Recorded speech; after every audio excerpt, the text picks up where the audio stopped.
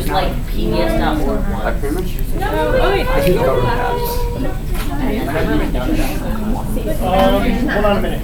This is green under code making. You want a quiz? No, wait. wait what Yes, you're so we're okay. Ask me a question about Pokemon or Naruto. I'll give you Pokemon history for hours. I can do Naruto history for hours.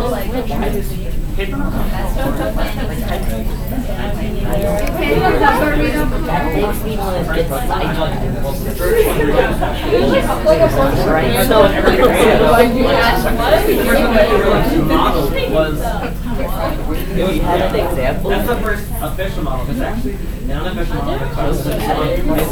I think later in the video, it was like a little floppy, but it wasn't purple. It was blue. It might be the reason that video was shiny. All right, students, I'm gonna take attendance by giving back the quizzes, I think, which I graded really, really lightly. Because I was hoping students would give me responses from both of the readings. I didn't always get that, or I would get some details from one of them, and I just decided that, given the question I asked you, I didn't say anything about telling me both readings, that I would grade you lightly. So, Amanda, you come up and get the units. Sarita. I know exactly. Tanmay. Derek.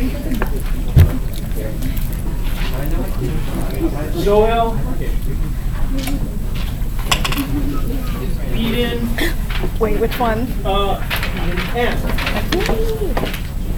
Colin. I don't know how much this was out of. Michigan. Jacqueline. Jessica.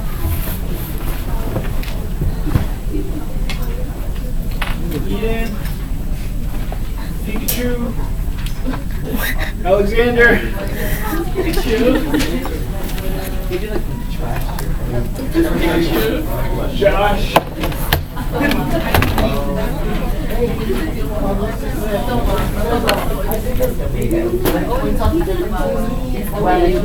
I give it a 9. 9? That's why I wait till the last minute to read it.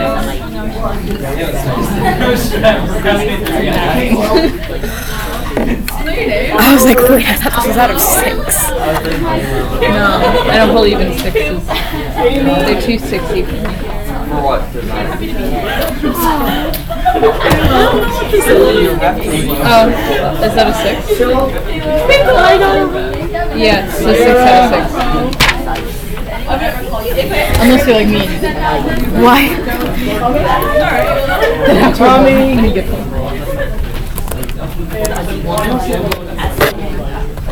Hey, isn't this how you feel? Oh my god, no. Yes. You want it? No, I'll grab it right now. Students, one more thing I need to do. I need to give you volume 3 of our books. So could I get like one person from each table to follow me, and I will just one from each table, and then get one for each person. Hey, Ian. No, it's good. What? You should go get the book. Wait.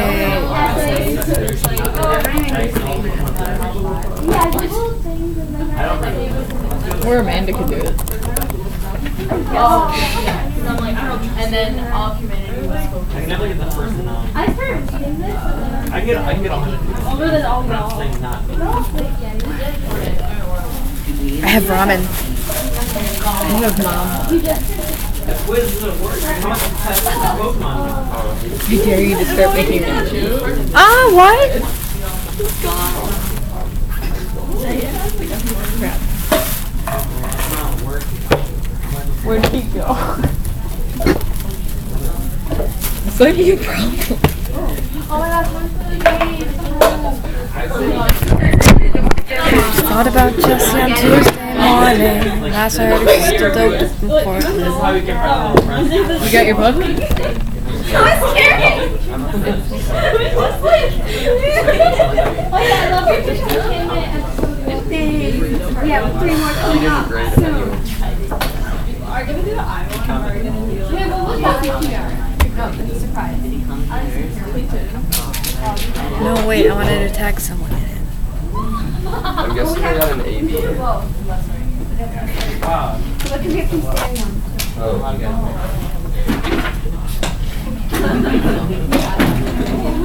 What do we do?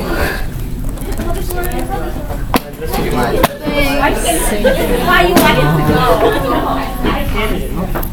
We got lucky. Thanks, Samantha. Dun, dun, dun, dun, dun, dun, dun, dun, dun, dun, Where's your book?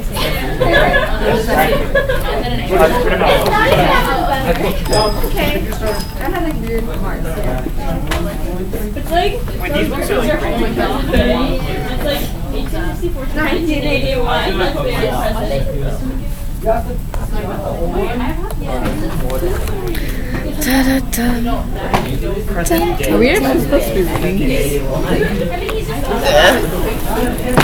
Okay, I get it. It's an old series, but it's still in print. I just wish that they would update it so it's not like. Yeah, but the Bible's still in print. I'm sure Professor Hofstadter would appreciate you comparing his volumes to the Bible. Incidentally, the editor of this series, and they had adopted this book here before I was hired, but Hofstadter was actually my dissertation advisor's dissertation advisor. What? Is that why you're using the book? That's the more. I have dissertation. Oh, no. Mine? Yeah. Mine is on the Spanish. Oh, Span. And so it's on the rise of fashion. It's like fashion. It's fashion. Oh, no, do not. Wait, Do not make that confusion. I have a real question. Yeah. Fashion. So, just, I have to clarify. I don't want everyone to laugh, so I want you to close their ears real quick. Okay. Cover your ears. We were talking about capitalism. Just, what's the difference between communism and capitalism? Like, those are... Communism is great. No, it's a real question. But capitalism, it's like everyone does... You know, and like every really important IMSA question, I already have a prepared answer in the form of a PowerPoint. What? Thomas, the answer is communism is great. The class I thought you were going to say in the form of a song.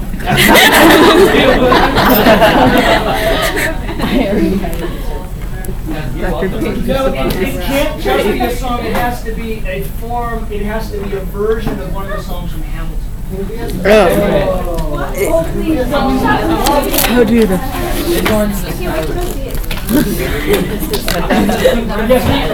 How many different variations on the Schuyler Sisters can you write? We could write like the not-scholar sisters. We could write... I'm just expecting like a Yeah, bunch of right, random teachers something to about emerge behind me. He starts doing like the whole like Italy. Well, he sings about feminism. Because you're going to have to change some things because Hamilton marries into this very wealthy family, right? The communist sisters are clearly, you know, they sympathize with him as being the son of a whore in an orphanage. They're like, oh yes, you're our type. What? Can they Because they share the money. He's like the.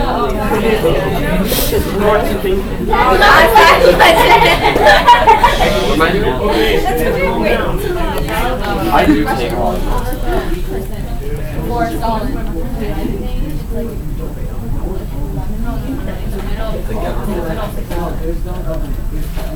This is the worst.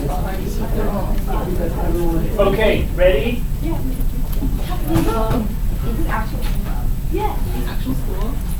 Capitalism requires the whole economy to be dependent on investment of capital.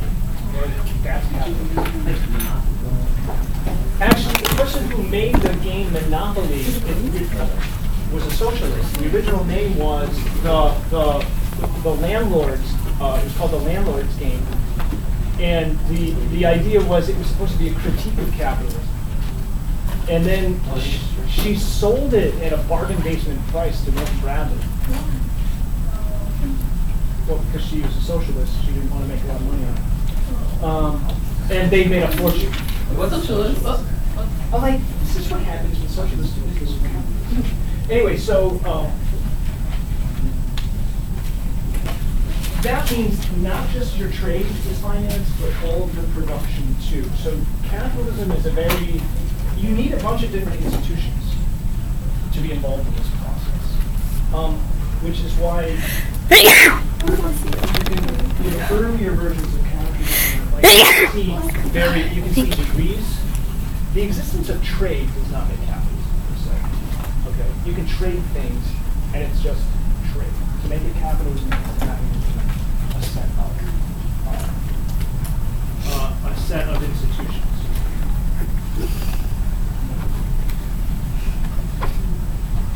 Socialists have a conflict with the commodification of things at their origin. And all of the various reforms have some kind of uneasiness with hereditary capital and wealth and the limits to advancement that it puts on everyone else. And so they are committed to achieving some kind of degree of egalitarianism in terms of social class. Yes, Sanders though is taking that would be a separate power. Sanders is taking his lead from a particular version that was put out by a guy named Edward Bernstein. His version, he's the one who actually says that socialism and democracy are compatible, and he creates this kind of middle road between that. Kind of has think of it this way: capitalism and socialism are siblings, and social democracy, which is what Sanders has, is the middle child that deals with all the conflicts between the two.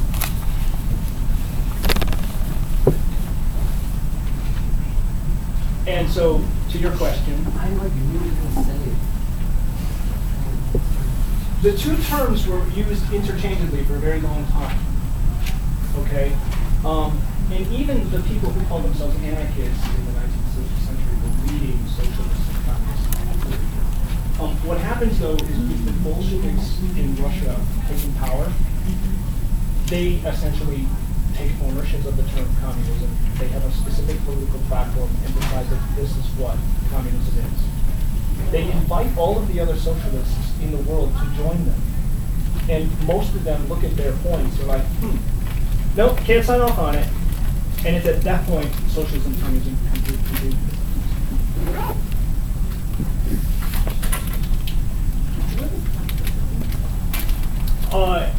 It has political differences with the socialists. So, as I said, they're originally more or less, they have some similar ideas. Bernsteinian socialism is more about a democratic process. Even Engels, who co-wrote the Communist Manifesto for Marx, he also has these democratic ideas. Marx, though, with a lot of his stuff is more about revolution. And the one thing that really sets apart communists from socialists is their belief in the necessity of revolution. And that usually means violence. And especially once Lenin takes ownership over Marxism, Leninism actually has institutionalized violence as part of its ideology. It's one of its major reasons everyone doesn't buy it. Huh? Unfortunately, no. Otherwise, we would all be giving peace a chance. Oh. Imagine a World. That was by John Lennon, right? Imagine. I think so. So we could say it really comes down to political differences. In terms of the social idea of egalitarianism, they are related. So to our point today, if you look in your books, you're going to see sections part 3 and part 5. I've already gone over a lot of what is in part 3, and in your papers, those of you who are really on top of things, you tended to use the book as a resource as I intended, and you would cite things that I didn't necessarily assign, right? Which is great. You'll notice in part 3, Illinois is there, and the Granger movement. The Populist Party platform, which gives us this election in 1892, is actually on page 139. The Omaha platform that I referred to last class. And then there's some, and then I'm also going to talk today about William Jennings Bryan and his speech. And then if you go to section 5, which is the next page, that's all about the progressives, which is where I'm kind of setting this up and where we're trying to get to. And I will have you actually read one of the documents. In fact, document number 4 we will get to before we finish today. So I want to wrap up this part of it. So in 1892, this movement is actually coalesced into a new political party. At the outcome of the election, the populists with their guy Weaver, he doesn't do that well in terms of victory, but he does do really well in a few western states. And then you can see in places like North Dakota where they break up their electoral votes. It's completely divided. This is going to affect, and you might also remember I told you, their platform in 1892, all of this is eventually achieved, though not necessarily by them. Okay? All of it is actually eventually achieved in some degree. The problem is they don't win, and then next year there is the worst recession in American history at that point, the Panic of 1890. They put carbon tax. And the big thing that happens, there's a lot of this guy Jacob Coaksey. He's a populist and he manages to organize a march for science. No, I'm sorry, a march on Washington for the unemployed. Yeah, you know what? Nobody can figure it out. We talked about it in my government class. That's a different conversation. So they're making this march across the country and going to D.C. And they demand that the federal government spend half $500 million on public works programs in order to create jobs. The reason that's so interesting is that nobody had ever asked the government to do something like that before. And they're not successful. It won't actually happen until the 1930s. Right? So it's like 40 years later with the Great Depression, the government will actually do something like that.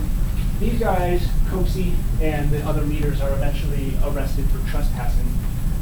It doesn't mean they were trespassing, it just means they were arrested for trespassing. And the army eventually disperses and they don't actually get a success. But this is this outpouring. It's an attempt to really organize around something and to have a specific demand, which is very out of its time. You know, it's not something anyone's ready for. So what happens by the next presidential election is that the populists have decided that, learning from 1892, that they're going to take a different strategy in 1896. And they decide they're actually going to fuse with the Democrats. And fusion was an actual term that was used, and it referred to, in fact, the Republicans use the same thing. You can actually, if you vote for one party, your vote actually counts for the other party too, by agreement. So the only place you can actually see a vestige of this today is in Minnesota, where the Democrats in Minnesota are actually called the Farm Labor Democrats.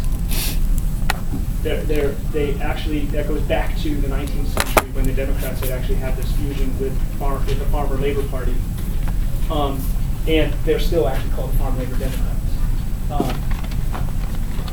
They decide to use this, and they're going to run this guy, William Jennings Bryan, as a candidate in 1896. He's going to be running on the Democratic Party ticket, but he's also chosen by the populace to be their candidate. Yes. Wait, if the Democrats haven't gotten to the progressivism yet, how is the populist ideology aligned with the Democrats?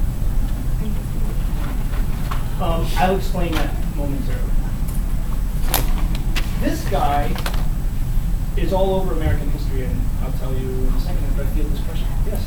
I got the Did you just realize that? Oh, look at that.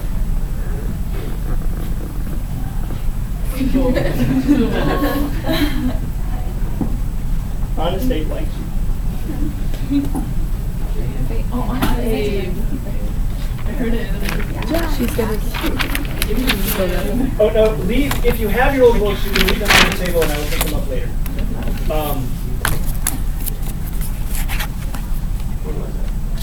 Okay, so they decided to pick Brian. Brian, as I point out here, later was on to be Secretary of State under Wilson during World War I. Do you remember the Sculptor Bunker trial? Are you familiar with that? In 1920, where they put evolution on trial in the courts because they decided that evolution was a fabrication of the. Well, it turns out, no. What Brian is actually called on the side of the anti-evolution movement. Okay, and he's gonna swear off this kind of a famous courtroom drama in which Brian decides to read passages of the Bible, and he's being addressed by a famous Chicago lawyer who's asking him all of these questions that he's not able to answer. And Brian comes off as this very not very sophisticated character, and he had this illustrious political career running for president, 6 former Secretary of State, and he seems simplistic and out of his league in the courtroom. Clarence Darrow is the Chicago lawyer, and he kind of embarrasses him. The reason that is important is because if I go back here, here are all of these things that they push for that are eventually going to happen. And at the same time, the populists are usually seen as very backward, traditionalist, farmer, very conservative people. This is an unfortunate caricature because they're a little bit of both. Yes, they are somewhat traditionalist, and they're not responding very well to the changes in society and the growth of industrial capitalism. But they also have legitimate grievances that other people recognize are legitimate grievances, and those are actually going to be dealt with. So anyway, Brian is their presidential candidate in 1896, and he gives what is considered perhaps one of the most famous addresses in presidential campaign speeches in American history, which is this one in Chicago. He says, if they dare to come out in the open and defend the gold standard, remember I told you they're obsessed with the gold and silver. Defend the gold standard is a good thing, we will fight them to the uttermost. Having behind us the producing masses of this nation inward, supported by the commercial interests, the laboring interests, and the toilers everywhere, we will answer their demand for a gold standard by saying to them, you shall not press down upon the brow of labor this crown of thorns. Right. You shall not crucify mankind upon the cross of gold. This is like incredibly powerful. And the Cross of Gold speech, as I said, is possibly one of the most famous speeches given on a campaign trail ever. Does it work? No.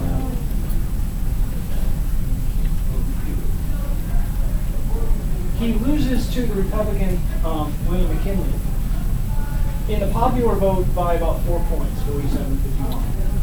In the Electoral College by significantly more, 61-39. What's interesting about the 1896 election is the way in which the two parties have shifted. If we were to look at 2008, 2012, we see the way the West Coast and the Northeast and the Upper Midwest are now Democrat instead of Republican, and the South and the West are now Republicans instead of Democrats. So the parties have inverted. If you want to know when that happens, it's around 1912. 1912 is when, and this, to your question, the populists make inroads here with the Democrats. Okay? They create this fusion. The populist party is essentially going to die, but the Democrats now have this populist streak in the party. The progressives, when they emerge, are going to be in the Republican Party. And the populists, since that party is now dead, are essentially going to kind of evolve into progressives within the Democrats, which means both parties have progressive factions in them. So the progressives are from both parties. But there are more of them in the Republican Party, so that in 1912, the progressives are actually going to see that the party is not doing what they believe it should do. And Teddy Roosevelt is going to run as a progressive party candidate. And he's going to join out of the Republican Party, run as a progressive, and build his own party, which will actually consign the Republicans to third-party status in the 1912 election. But Roosevelt doesn't win, and unfortunately the whole thing depends on him. And when he doesn't run again, the party falls apart and progressives go away. But in the meantime, the two parties have now shifted, permanently. When we come out of World War I, progressivism is more or less, I don't want to say dead, it's more in hibernation. But the Republicans come out of World War I, there are no progressives left because they all jumped behind Roosevelt. And when it comes back, they're backing a different Roosevelt, his cousin, Franklin, in the 1930s. So the 1920s are this period in which the Republican Party starts looking like the party that we know, except for the civil rights issue, which is going to be the kind of sticking point, which is going to really mark the transition in the 20th century. So Teddy Roosevelt wasn't Republican. Teddy was originally a Republican. In 1900, McKinley's going to run for re-election, and he's going to choose Teddy Roosevelt as his vice president. Actually, he chooses him because, did I tell you the story? The party wants him to because they want to kill him, basically. They're like, what can we do to get rid of Teddy? He's a thorn in our side. Make him vice president because that's the surest way. McKinley, however, ends up assassinated. Roosevelt then becomes president. He's a Republican. He is going to, so he inherits the position. He's reelected in 1904, okay? And then doesn't run again. He chooses a handpicked successor, William Howard Taft, who is elected in the 1908 election, but he's a huge disappointment. And Roosevelt feels like he really screwed up or that he's been betrayed. And he decides to run against him in 1912, taking his entire progressive faction out of the Republican Party and running against the guy he had chosen as his successor. It turns out neither one of them wins. Wilson wins instead, and Wilson was going to pick William Henry Bryan as his Secretary of State. I was McKinley. An anarchist, shot it. During his presidency, Lincoln, McKinley, JFK. And then a few other guys, we found out that if you give too long of a speech when you're sworn in, that's fatal too. Okay, how did was it Teddy Roosevelt that chose Howard Taft? Yes. But how do you choose your successor? Like democracy. Okay, interesting question. So one of the things progressives are going to push for is primary elections. And they're looking for a way to rid the party of the party machinery choosing who's going to be on the ballot. And basically what Roosevelt does is he throws all of his weight, because Roosevelt is incredibly popular, he throws all of his weight behind Taft and sees Taft as the natural successor to what he's doing. The party basically goes along with it. They're like, Teddy, if you like Bill, we're going to back him. Once in office, Bill is a disaster on every conceivable level, and Teddy Roosevelt is someone who will remind you of that at every turn. And I'm sure that Taft couldn't stand the fact that Roosevelt was attacking him at every turn. He's like, wait a minute. First of all, one, you're the former president. Two, you're in my party. So why do you keep attacking me? and Teddy's position is, well, because you're an unmitigated disaster, and I need to let everyone know. And so he tries to, he's trying to take him down and realizes, oh, I can run against him in 1912. The only problem is that Wilson beats them both. Woodrow Wilson in the three-way race. Wilson, historians like because he's the only historian ever elected to the presidency. He was a PhD in history and a former president of Princeton. Why did they name McKinley not McKinley? It's not called that anymore. What's it called? No.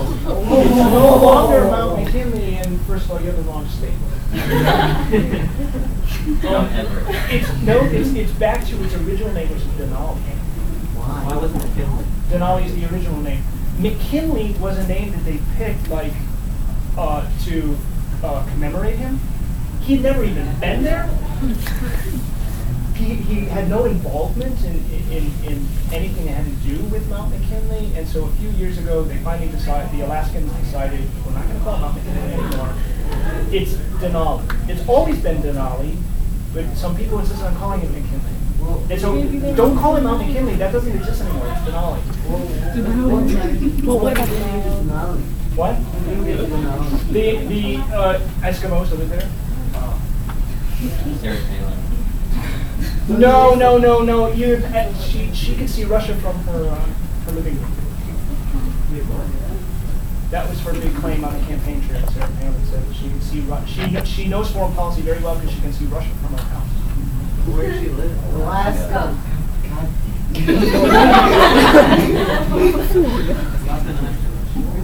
Oh my god. It is indeed Oh, it is? next to Russia, but she could not actually see it. I get it. It's real fun. Yes, I told you. Oh, tell me.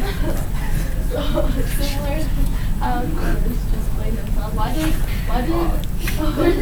Why did Teddy Roosevelt attack the person that he picked? I don't understand. It's I don't understand that. Like me? Because he didn't see him as being the proper progressive that he thought he was going to be. He was greatly disappointed in that he thought Taft was going to continue doing the stuff that he had been doing. And Taft seemed to indicate that was the case too, but then once he's in office it didn't happen. So Roosevelt was the kind of guy who was always spoiling for a fight, which is one of the reasons they wanted to get rid of him and make him vice president. The party. No, the Republican Party. So it was like a three-way run. So was Roosevelt in third party? Well, in a later slide, which might be in this very PowerPoint I'm showing you, I will show you the results of the 1912 race. We're not quite there yet. I'm foreshadowing. But you're so interested in my foreshadowing that it's taking up some of our time. Tell me about this. Where's that? Huh? What was that? You say what? Earth. Oh, I was just thinking the I World's see. Fair. I hear DC, Spain, and I hear Tommy saying it's Chicago's World's Fair. Why do you say that? Gosh darn it. There's a lot of people. Huh? A lot of people in the World Fair. Oh no, it's got the boat too. So It's New York's World Fair. No, it is indeed the 1893 World's Fair in Chicago. Of course he knew. Why were we so surprised? Nobody did something This is the White City. Why did he apply this? Jack, it's your What people. happened to it? They intentionally burned the whole thing down. Wait, they did that on purpose? Yes, they did that on purpose. Why? No, the cow kicked over the... With the exception, that was 20 years before. With the exception of one building, The water Water tower. Another church. It's a boat tower. which was what? Did you read The Devil in White City? Yes. What on earth? Wait, what is it? The Devil in the White City. It was a best-selling book, and he tells it's Eric Larson. He tells two stories. The one is the story of the World's Fair and the architect who designed it.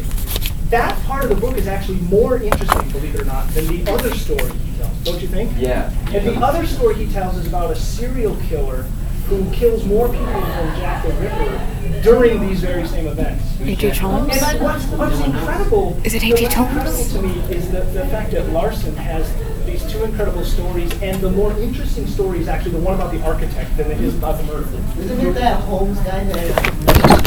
Sherlock Holmes. H.H. Holmes. Really? H.H. Holmes. Holmes. H.H. Yeah. Holmes. Wait, is it like Ted Cruz? No, you made like a murder. He made a This was supposed to be the celebration of 400 years of advancement. No, the new world, and it's about progress and technology. And as Tommy was pointing out, the only building that's still standing that they did not burn to the ground was actually the Arts Building, which is now the Museum of Science and Industry. So that building still remains. If you go to its south end, you can actually see this pond is still there. Wait, so why did it burn down again? They burned it down because they had never intended for the buildings to be permanent. Wait, unless, what? Wait, how did they control? Why did they? Oh wait, why? They're like made of wood. Oh, it was like It was, the whole thing was like a giant Hollywood set. Oh, They so weren't- it's they a weren't- You know, and the one exception was the Arts Building, and so it's now a museum. Was it like all made out of wood or something? Yes, it was. Fire? More importantly, 400 years of advancement, and what do we get? Amber. Zippers. Oh, we got slippers. Yeah. Every day. Really? Center of human civilization, right there. Yeah. Yes, all of this comes out. I Appears for love. the first time in the 1890s. I love me some PBR. Now, you are not supposed to know anything about that. I put it there for reference. Oh sure. You know what? I should remove it. So, I mentioned to you already that it's difficult to say time frames specifically on when progressivism began. Okay? So, you should see this era as a series of things that are leading up to what becomes the Progressive Party in 1912. But all of that is taking place. Some people would say as early as 1883. What is 1880? What is the Pendleton Civil Service Act have to do with it? I'm glad you asked. It has to do with the fact that people saw a lot of corruption in the government, and they wanted experts hired into the government. The very thing that scientists could have been marching on over the weekend if they had been interested enough in having a coherent message rather than showing how clever they are in the science. What's that? It sounds like interloping. You're a sophomore. You haven't even been interloping. Yeah. I know enough to go. I don't want to go to Israel. Is it today? What even is that? It's Friday. Just come to my session on Friday and Dr. Smith, it's about robots, basically. Oh, Dr. Smith, what is a colloquium? You know, like a colloquium? No, I do not know. What is a colloquium? I have no idea what you're talking about. All right, well, I thought it's another time. I don't know what that means. The So. Interstate Commerce Commission of 1887, again, we're still in the 1880s. And then I already mentioned the Sherman Antitrust Act of 1809, right? So all of these are kind of indications, these are things that they want to see changed. This regulates trade across state lines, and that's actually in the Constitution. It says that Congress can do that, but they had never actually had an enforcement mechanism. So this is a way to actually address that. And so they'll get involved in all kinds of things. In fact, one of the, if you think about healthcare, for example, one of the issues about the Affordable Care Act when it was passed was that it was constitutional on the grounds of the Interstate Commerce Clause, on the Commerce Clause in the Constitution, what they said, because it had to regulate healthcare in the country, because if otherwise you end up having the situation we have with credit card companies, where the credit card companies are all located in states that have refused regulations. The Interstate Commerce Commission is basically overseeing these kinds of issues. Yes? What was the Sherman Antitrust Act, and why do they name so much after Sherman? This isn't General Sherman, it's a different Sherman. And the antitrust means that they were going to break up monopolies. Remember, people were concerned about monopoly power, and so the Sherman Antitrust Act was an attempt to do that. It's not really used, and when it does get used, if you look in, I'm not going to go into it, there's a case in the book I just gave you, E.C. Knight. That case, Knight is K-N-I-G-H-T. The Knight case, the Supreme Court actually put limits on how far antitrust can go.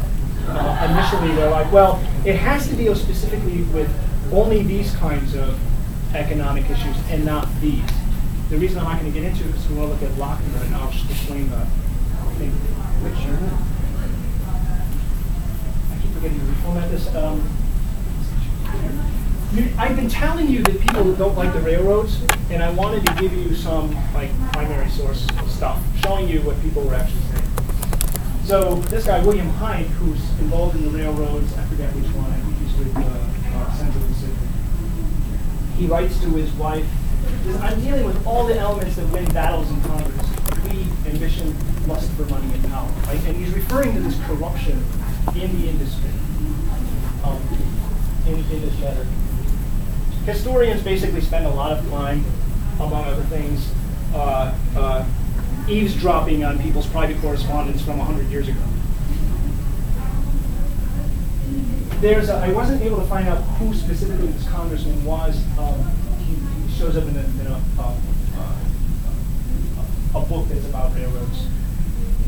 But this particular congressman, who is obviously in opposition to this, he says Pennsylvania Railroad bills by Tom Scott, who was the guy representing the Pennsylvania, were substantially a proposition to build this road on government credit without making them the property of the government when built. If there be a profit corporation to make, there be a loss the government must bear. Put another way, we would just use the phrase now, this is about privatizing the gains and socializing the risk. Gain. Or, put another way, socialism for the rich. So, all of the risk is assumed all of the risk is assumed by the public, but all of the profits go to private people. That's not the way it's supposed to work. Capitalism is supposed to be about, look, if you risk a lot, you can lose a lot too. But don't risk a lot and then expect that if you lose it, somebody's going to come and like pick up the pieces for you. So they supported socialism to try and get it through If you ask them, they would say, absolutely not, that's not what we're doing. I'm putting that term on it and saying this seems to be about using the public resources for their own personal gain. So then could that be what they're still doing? Well, this is one of the reasons people are accusing them of being corrupt, right? They're using the public money for their own benefit, and they're not taking any risk themselves. Right? If the railroad collapses, and if you're the entrepreneur at the head of it, you took the risk. Well, why should the public be bailing you out? So is that kind of, I want to make an analogy with what Kirby said. We wanted to do it for colleges.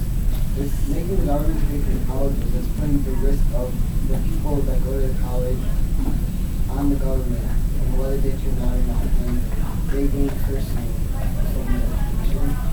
No, because that's all about public resource, and so everyone is getting the same thing. This is referring to using all of the public monies for the benefit of just a few specific people.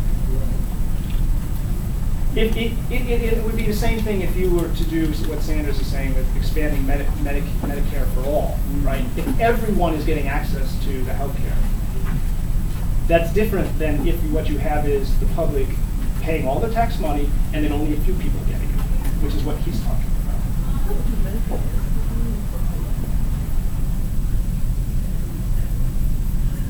Yeah, but, okay, do you want to have a conversation of whether or not we should, what our belief should be is that the poor should be allowed to just starve?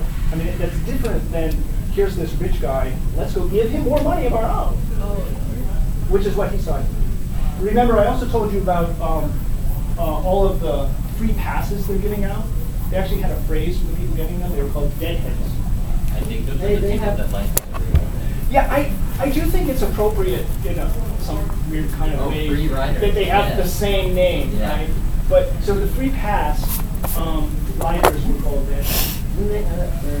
The Central Pacific Railroad, just specifically that one, this doesn't include the other railroads, just the Central Pacific gave over 6,000 free passes in 1874. And they only gave it to people who they were absolutely certain were in their pockets. That is, the corruption has made sure to buy these people. That's a lot of people that job. Right? And this is just one railroad. If I had numbers on other railroads, I would have given you those too. One of the critics who writes a bestseller, Progress and Poverty, in 1879, is a guy named Henry George. The analogy he uses is that the railroads are like a small town being robbed. A railroad approaches a small town as a robber approaches a big one. The threat, if you do not accede to our terms, we will leave your town 2 or 3 miles to one side, is as efficacious as to stand and deliver when backed by a competition. I can give you another analogy. The people who own sports franchises give us the public money to pay for our brand new stadium, or we're going to take our team and we're going to go somewhere else. They've been doing, I don't know if you follow professional sports, but this is happening all the time. Like every sports owner is expecting that they need to upgrade their stadium from time to time, and that the public is going to pay for it. Why? They own the team. Shouldn't they pay for the stadium? But they all do this. Well, if you don't like it, fine, we'll leave it, and we take the team and we go somewhere else. The railroads were doing this kind of thing, and they were using this threat, again, to extract all kinds of concessions from the population. So this is the reason people are so angry at the railroads, and you add that to the economic conditions I've already described, and this is why the people are pushing for some kind of reform. You have various farmer groups, the labor groups, the Populist Party, and then the two parties are going to end up with progressives. The interesting thing, I'll get to her later. The interesting thing about the Republicans is that progressivism and this idea that these reforms were necessary and that the government should be doing something for the people. The epicenter of this is the upper Midwest. So we had in Illinois was at the forefront of this. Wisconsin was at the forefront of this. Michigan was at the forefront of this. These were the places where it got off the ground first and in the most forceful way. And it's actually the governors of those states who will have incredible power in the public. I can skip ahead here. So this guy, Hazen Pingree, is the government of Michigan. You know how I've been telling you about the Constitution being the middle class? He actually argues that the strength of our republic has always been in what is called our middle class. It would be little short of calamity to any industrial development that would affect unfavorably this important class of citizens. And he gives a very famous speech called The Effects of Trust on Our National Life and Citizenship, in which he refers to, he kind of goes through all these things I've been telling you. The new industrial giants made it possible for the individual firm to do business on a small scale. Trust concentrates the ownership and management of all lines of business activity in the country. The trust is the forerunner, or rather the creator of industrial slavery, very powerful image. And then he says, the degrading process of the trust means much to the future of a republic founded upon democratic principles. A democratic republic cannot survive this disappearance of the democratic population. And they associate this kind of crushing of the middle class, or at least the feeling of the crushing of the middle class, and this rise of these industrialists, and they see that that's this kind of loss of control over the democratic process is a result of the very same wealth. And there are plenty of people showing this corruption, writing about it. Henry George is one of those people in his book where he's trying to show you this is what's going on. And people are responding that as a result. I don't want to go too much further because it's the morning class. Question?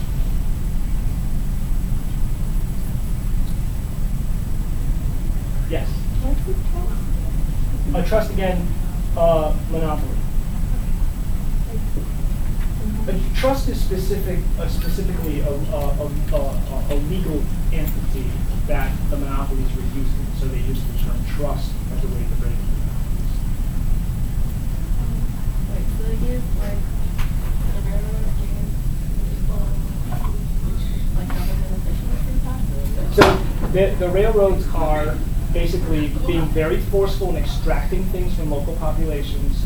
They're giving out free rides to politicians, and then making sure that those politicians continue to do the bidding of the railroads by continuing to give them free rides. And this in particular, this connection between the politicians and the railroads and the free passes is something that people are really seeing as just the heart of the republic and the democratic process being taken away from the people and being taken over by wealthy, very wealthy people who can buy, the machinery of the government. How exactly did the German antitrust act? So it gives the executive branch the power to break up the companies and say, look, you're a monopoly, you don't get monopoly power, and we're going to break you up. It doesn't get used very much, and where it does get used, it comes up against the courts.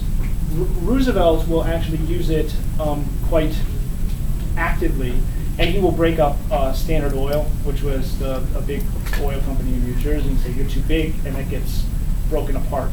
Antitrust was actually used some time ago against Google, and they broke it into Google and Alphabet. That was a result of that, of an antitrust suit.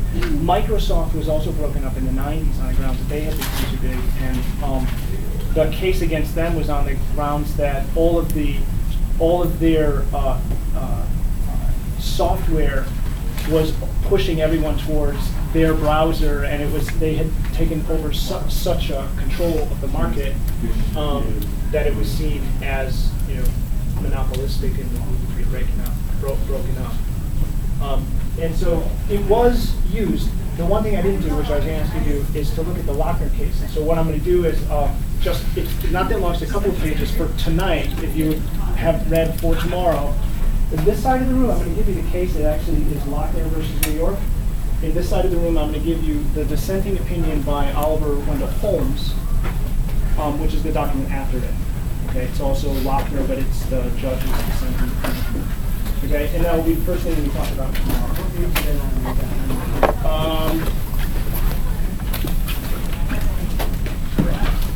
That is on page 2.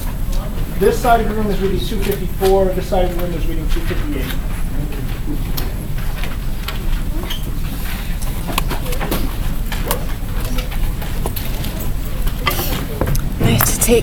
I'm gonna have to retake my test.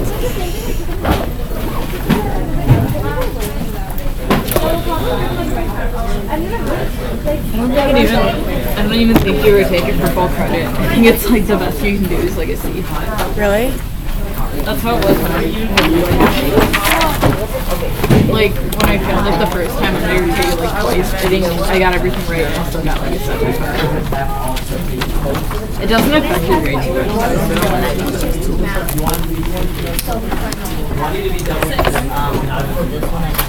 Lay down and up. Myers? Oh yeah, you can retake it for full credit. Is it the